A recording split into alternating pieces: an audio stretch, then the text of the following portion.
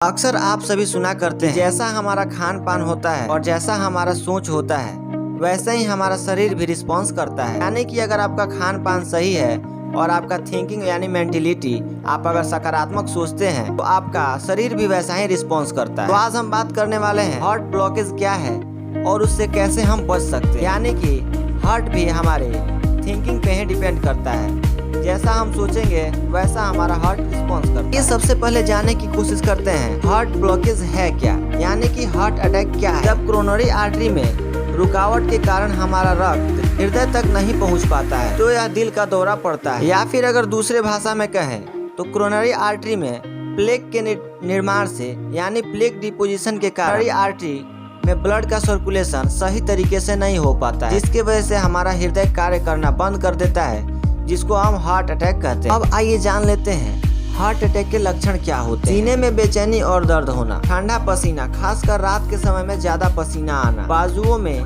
गर्दन में, जबड़े और कंधे के बैक साइड के बीच दर्द होना, थकान और चक्कर आना, हल्कापन महसूस होना, दिल में जलन होना, डकार आना, घबराहट होना, छाती में दबाव का महसूस करना और साथ साथ सांस की तकलीफ होना, यानी सांस लेने में भी आपको समस्या हो सकती है। हार्ट अटैक के बचाव को जानने से पहले हम ये जान लेते हैं कि हार्ट अटैक का कारण क्या होता है। हार्ट अटैक का कारण है ब्लड सर्कुलेशन में ऑब्स्ट्रक्शन आना, हाई कोलेस्ट्रॉल होना, हाई ब्लड प्रेशर का होना, डायबिटीज, ओबेसिटी यानी कि मोटापा, फैमिली हिस्ट्री में किसी को हार्ट प्रॉब्लम का होना, स्ट्रेस महसूस करना, दवाओं का ज्यादा सेवन करना, तंबाकू का अधिक सेवन करना, जीवन शैली का एक कारण भी बन सकता है कि आप कैसा जीवन जीते हैं। भोजन ज्यादा करने से भी हार्ट अटैक का खतरा बढ़ता है। अब आइए जानते हैं हार्ट अटैक से बचने के लिए कौन कौन सा ऐसा उपाय कर सकते हैं ताकि हमें हार्ट अटैक ना हो। सबसे पहला आता है तंबाकू उत्पादों का सेवन